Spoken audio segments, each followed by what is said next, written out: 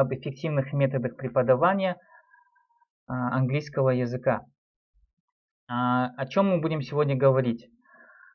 Сперва мы начнем с того, как нужно избегать распространенные ошибки в преподавании. Потом мы перейдем к тому, что как превратить скучное задание в интересное.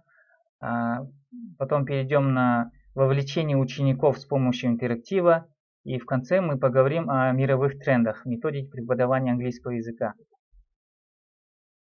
Прежде чем начать основную часть, могли бы вы написать плюсики, если вам все слышно хорошо? Пожалуйста, поставьте плюсы, если все хорошо слышно.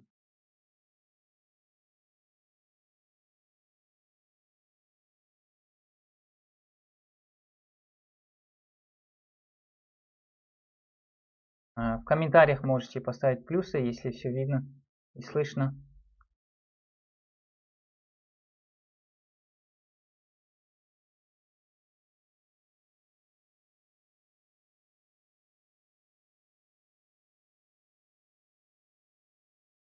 Так, возможно, будут запинки во время презентации, так как интернет, бывает пробелы с интернетом. Ну, давайте начнем тогда, раз все слышно. Then let's get started. And now I switch to English. And so, this is Aygul. Let me tell you the story of Aygul. She started studying English at the 5th grade, and she's still learning it. And she has been studying English for 15 years, including school and university. And guess what? She's still learning English. She's still looking for language courses, for effective language courses. And what do you think? Why this happened? Почему, думаете вы, это происходит? Потому что учителя используют неэффективные методы преподавания. Возможно, также у нее самой не было мотивации во время школы, так как уроки были неинтересными. Но это задача учителя — мотивировать ученика, сделать уроки интересными и эффективными. Давайте посмотрим на примерный урок Айгуль, как он проходит в реалии. Вот я подготовил скрипт урока. Возможно, его трудно читать, я вам объясню в общих словах. Смотрите, например, учитель начинает урок. Good morning, students. И студент говорит Good morning, teacher. И учитель говорит Who is on duty today? Who is on duty today? Или How are you? What is the day today?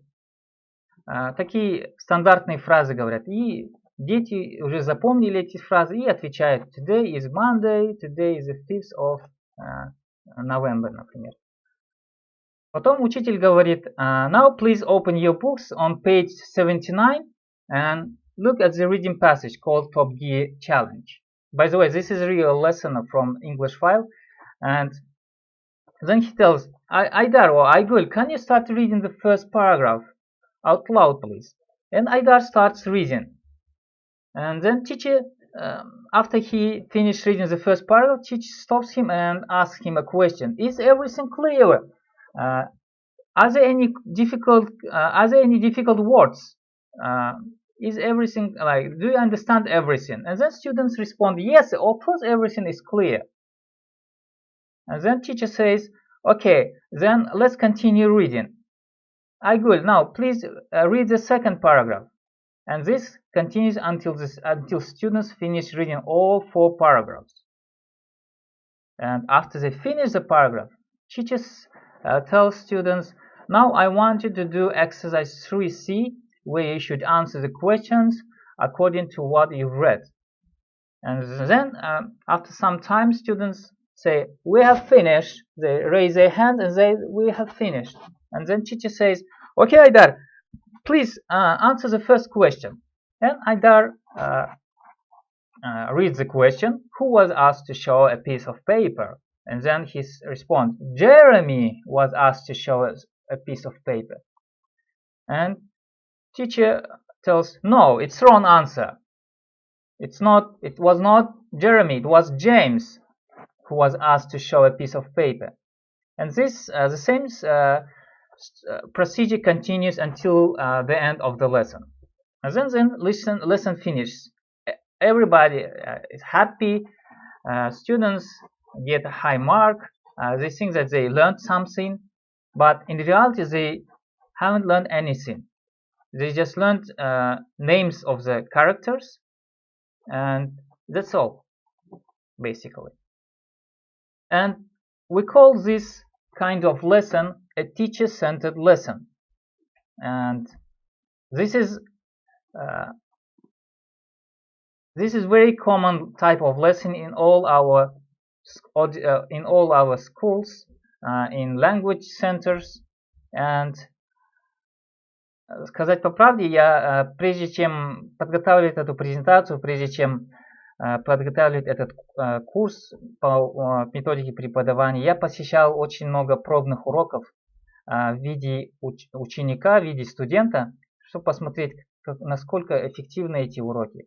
И я посетил около 7 пробных уроков, из них 5 пробных уроков были примерно такой структуры. Они были конкретно заточены под teacher-centered lesson.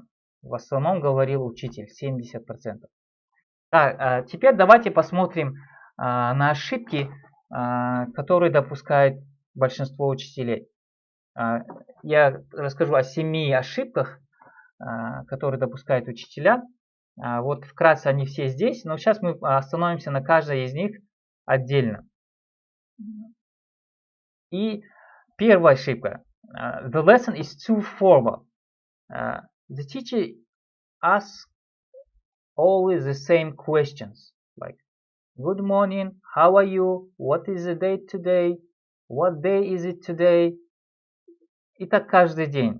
Open your books at page this and this. И так каждый день.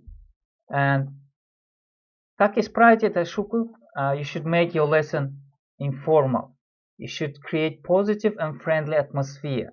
You should, at the beginning of the lesson, you should do some kind of warm-up activity, like to energize students. And this will create an atmosphere where students want to learn. They want to respond to your questions, and they feel happy. Okay, now let's look at the second mistake made by the teacher. And the second mistake, which is made by many teachers, is they do not tell objectives of the lesson. And it is, except for guided discovery approach, this is the must at the beginning of the lesson. So why it's important? Because students should understand exactly what is expected of them. So this way they will be ready to the lesson, and they will understand what they need to do by the end of the lesson. And of course, your learning, your aims should be clear. They should be logical, and they should be realistic. So in short, they should be according to SMART goals. So and okay, let's continue. And the next problem made by the teacher is the fact that he doesn't have a lead-in his lesson. So why do we need a lead-in the lesson? So the aim of lead-in is to generate students' interest and get them thinking about the topic.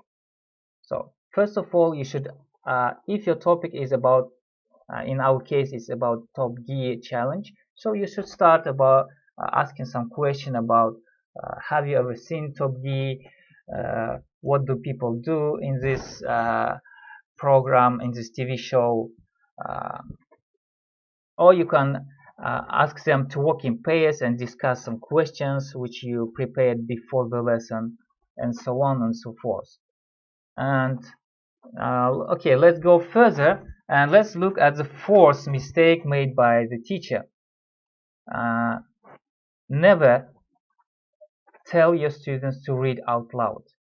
Never do it. But unfortunately, many teachers still see some benefits of students reading out loud. But there is absolutely no benefit, almost no benefit in reading out loud.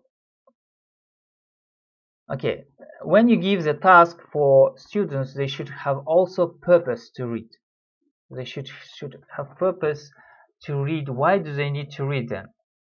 So, and to do this, you can give them just one question to understand the general idea of the text. So it can be like, what is the opinion of the author about this? Or what is the reason of something? Yeah, what is the main reason of something? So just one question, maximum two questions, so students can get the gist of the reading and understand like the reading in general. Okay, let's go further. And the fifth mistake made by the teacher, he asks students, is everything clear? Have you understood everything? Like when somebody asks, especially at school, this kind of question, students always will answer, yes, everything is clear. Yes, we have understood everything. But in reality, they haven't. They haven't understood everything. So, in order to avoid this mistake, you should first pre-teach some difficult words, and before reading the text, and after you give the task for reading for gist, which was mentioned before, you can give some task for ask your student to read for specific information. You should use their scanning skills to locate information in the text. And in the last part, only they read for detail, where you can tell your students, now I want you to underline difficult words which you haven't understood, or underline some grammar structures which are difficult for you. And only in this way they will tell you, this I haven't understood this word, I haven't understood this word. But if you ask just yes no question, nobody will understand you. Okay, and the next issue, the next mistake made by the teacher, he checked the answers right away without giving opportunity for students to check in pairs. So why it's very important to check in pairs first? So because weaker students will feel more confident. So in every classroom you will have different students with different abilities. So, and if you want to avoid the situation where only several students will answer to the question, you should give time for students to check in pairs. So if you do this, then even weak students will raise their hand and answer to the question. And by the way, asking students to raise their hand if they know the answer is not really good technique. So, but the better way is to nominate students. According to their participation during the lesson. So, if they participate less, then you should ask them. Okay, and the last mistake made by the teacher is he told the answer himself. So, and you should never do this. You should never tell the answer yourself. So you should give prompts. You should ask, are you sure? What do you think about this? What's written on the 5th line? Or or if still student hasn't found the answer, you can ask other students if they agree or what do they think is the answer for this question, but never tell the answer yourself. Okay, and so now we are going to switch to the next part of our webinar, and which is how to make boring tasks interesting. So it's very simple. So you should make your lessons student-centered. You should add interaction to your lesson. So your students should feel happy, like in this picture. They should feel happy and sense of community, and you should like use a lot of group and pair work to make your lesson student-centered. And we're going to look at 4 interesting activities. 4 activities which you can use in your lesson to make your lesson student-centered. Okay, first let's look at the first one. So, for example, if you have a very long text which is very boring for students, they don't want to read it, but you need your students to cover this text, because there are a lot of useful vocabulary and grammar structures in this text. So what is the structure of jigsaw reading? So this technique could be used first of all for developing the reading, writing, and listening and speaking skills. So first of all, you should divide your classroom into, say, 4 groups of 3 students or 4 students. So it depends on your number of your students and number of the paragraphs in your reading passage. So you divide your students into 4 groups. Then you give each group 1 paragraph from the long paragraph which you gave the students. So you just give them for each. So for example, for the first group you give the first paragraph, for the second group you give the second paragraph, and for the third you give the third paragraph. And then after that you can also give them some already prepared questions according to their paragraph, and then you ask them to find the answers to this question.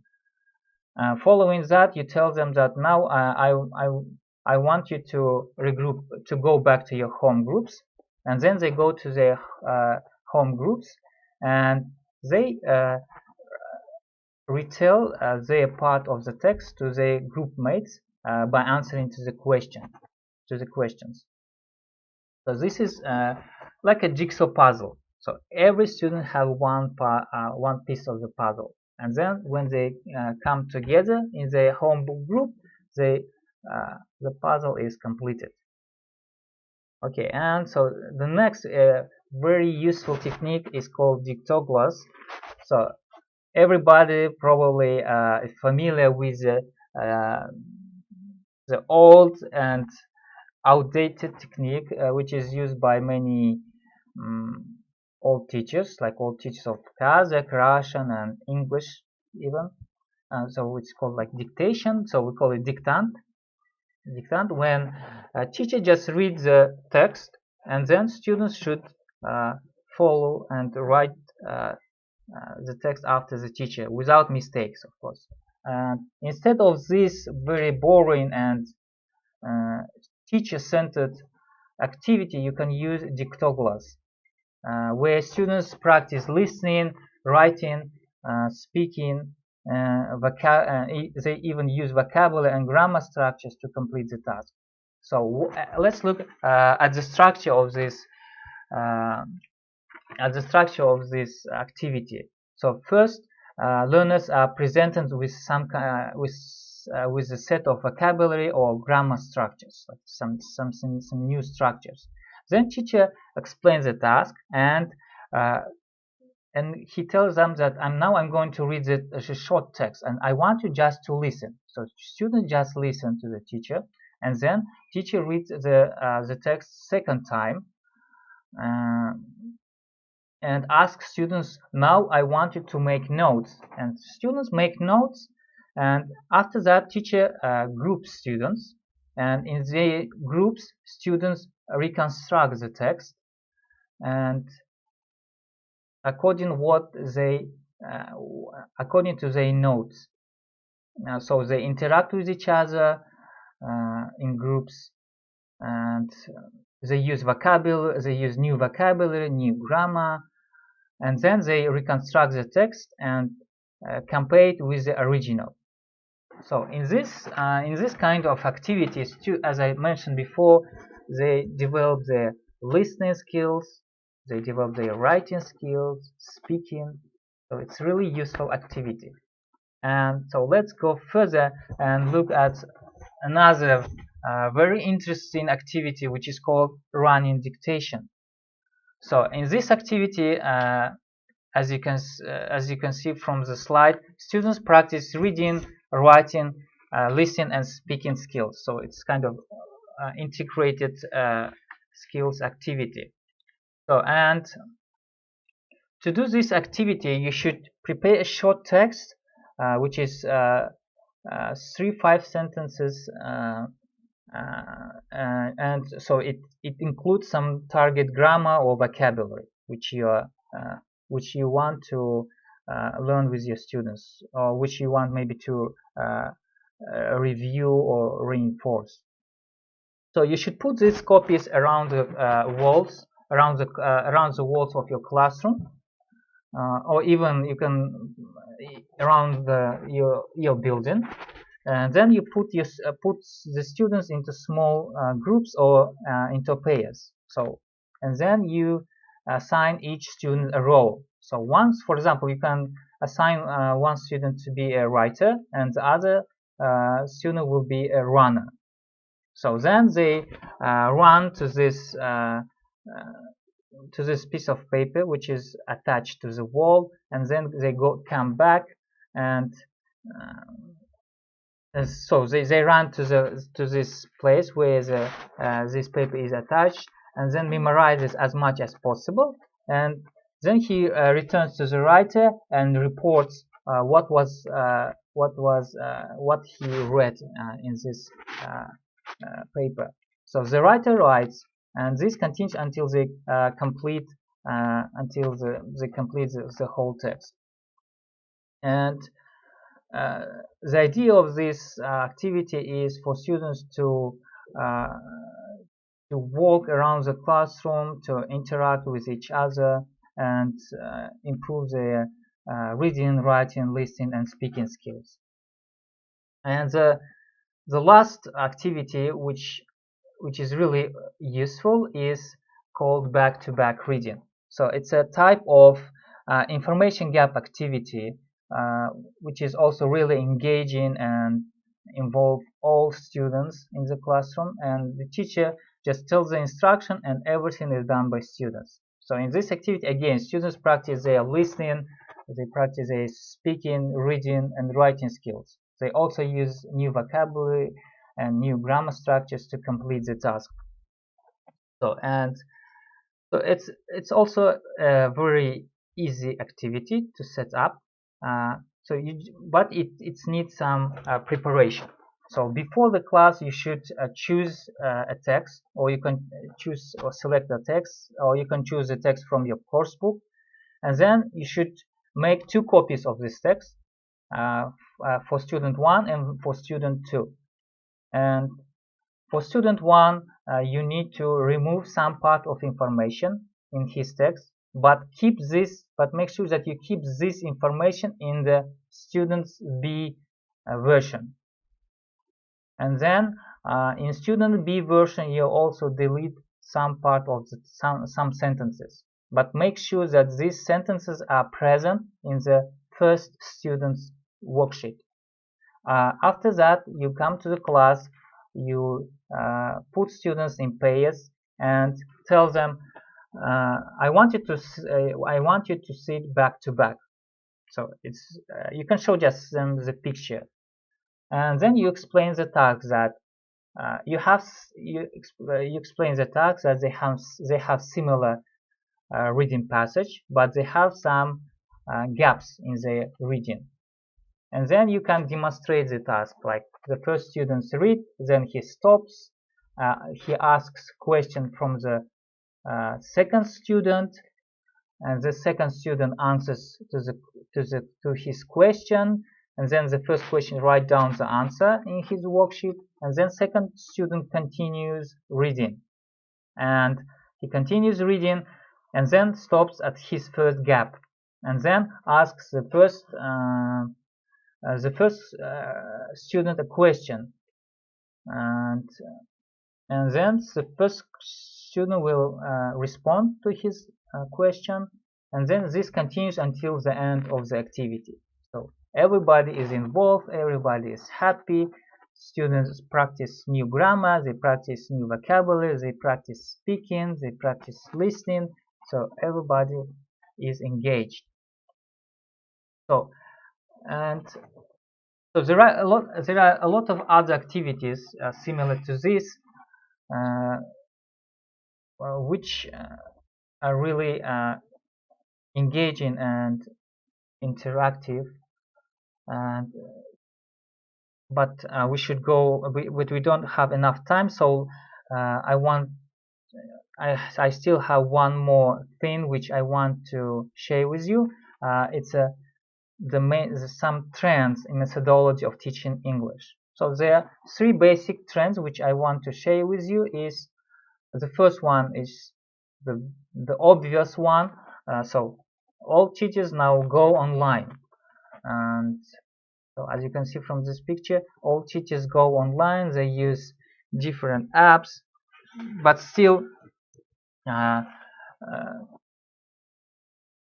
experience show us that many teachers are not prepared to teach online. So they don't know how to use Zoom, they don't know how to use Webroom and other learning management systems like Edmodo or Schoology or Blackboard. And this is becoming extremely important for all teachers to be ready to teach online. So the next very important trend in education is using educational apps in teaching. So there are plenty of very useful and interesting apps that you can use in your teaching. So including, so the most popular of them are Quizlet, Kahoot, and Edmodo, Schoology again. And so these educational apps make learning more interesting and engaging. So you can use them as a reinforcement for your classroom. So you can use it as a when you review vocabulary and grammar. And the last trend in education is gamification of education. So a gamification of education happens when you add some game into your teaching. So you add some game elements into your learning environment. So for example, one of the like widespread used a game called Rabi Ray. So students go into the interactive adventure game where they have to use their language skills, like to negotiate, to collaborate with each other, to solve problems, and this way they will improve their language. Okay, now this is the end of our of what I wanted to tell you. And so if you have any questions, so please free to ask me. And so let me open the chat room.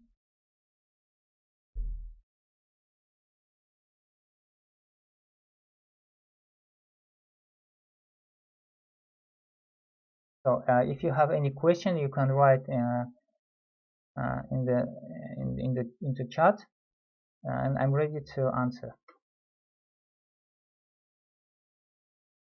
Okay, while you are writing question, I wanted to tell you that in 2 weeks we're going to start an online course in methodology of teaching English, at the end of which you will get TOEFL certificate, and where you will learn a lot of interesting and effective techniques of teaching English, and you will also have opportunity to practice your knowledge. We will prepare you to create your demo lessons, your interviews. Okay, we have first question. What activities can you add with individual students? So for individual students, you can use some of these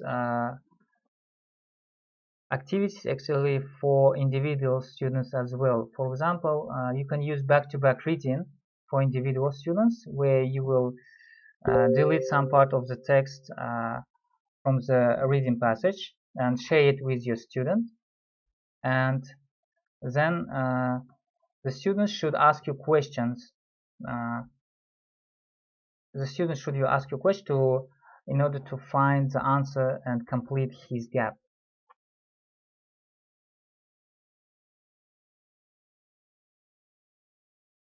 So you can also use Dictoglass for individual student. So you just read him shorter text 2 or 3 times, and then he should reconcile this text according to his memory, and so by asking you questions.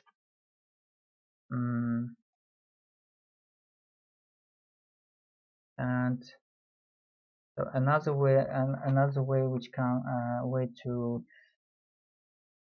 activities which come to my mind,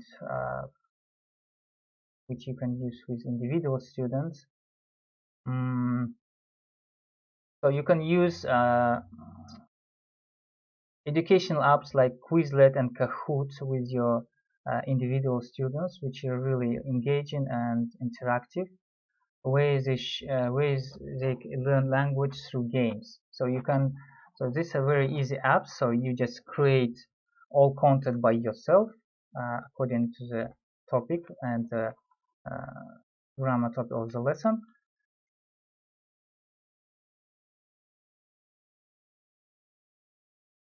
Okay, how to adapt jigsaw reading technique for the group of 2 people.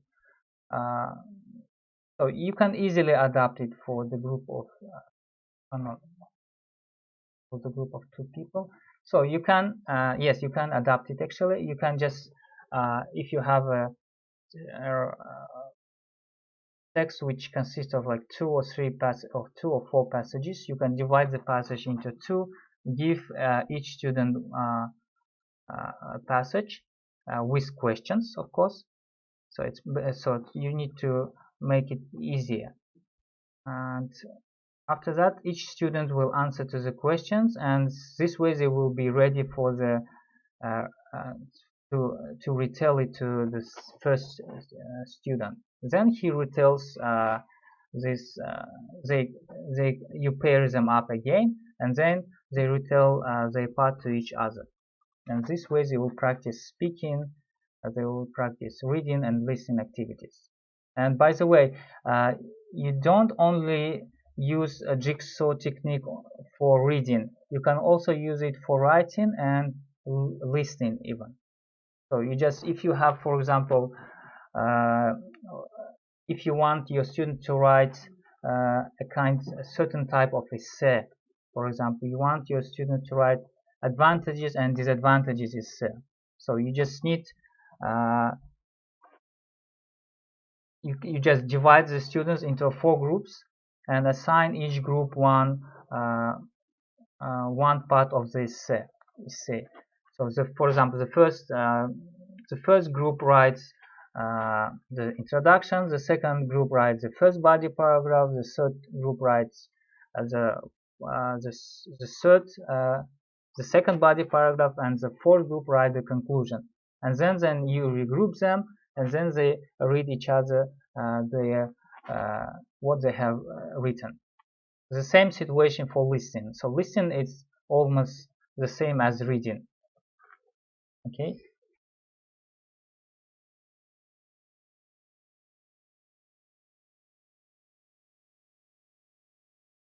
So with two people, you can use, as I mentioned, back-to-back reading. Also, you don't even need to delete whole sentences. You can delete some words from the reading, and then this way they will practice correct pronunciation. Also, you can vary reading for one or two people by using prediction technique. So where you read the first, for example, the introduction, and then you ask them to predict what will be in the second paragraph, or you can even ask them to write the second paragraph by themselves. Sorry. And after that, they compare their answers. So the two students with the original.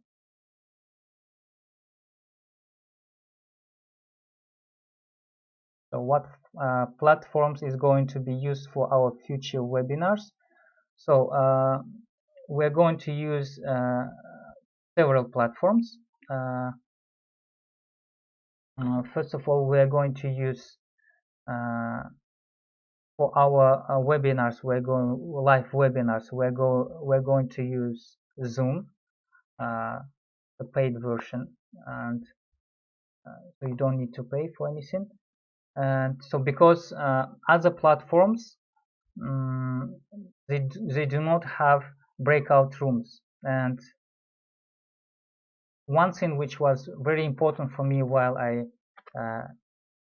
decided certain platform to use in our for our online class, for our online learning, is this like platform should contain breakout rooms. So because we are going to have a lot of group and pair work, and other platforms like Skype, Webroom, Click Meetings, they do not have breakout rooms. We also are going to use Padlet, which is interactive whiteboard, where we can where you can all access and write some information. And we are going also to use Edmodo, so which will be our learning management system. And we also use Google Drive to keep our documents.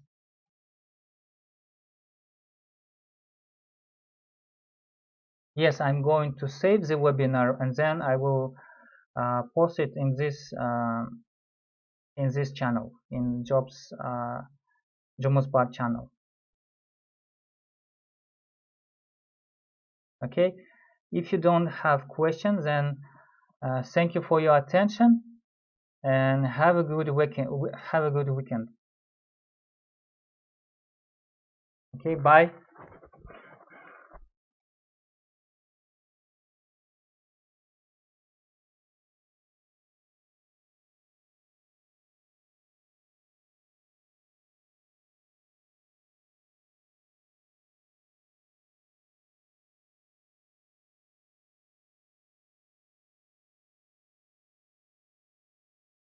Okay, here is one more question. How many speakers and teachers are holding webinars? So we have a team of I have so the main lecturer will be me, and there will be also two teachers who will be helping me to organize this seminar. And along with that, we probably have some guest lecturers who are teaching abroad. They will share their advice, share their experience of teaching English abroad. And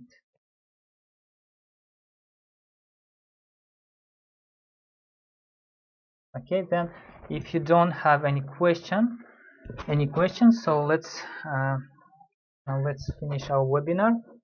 And again, thank you for your attention and have a nice weekend.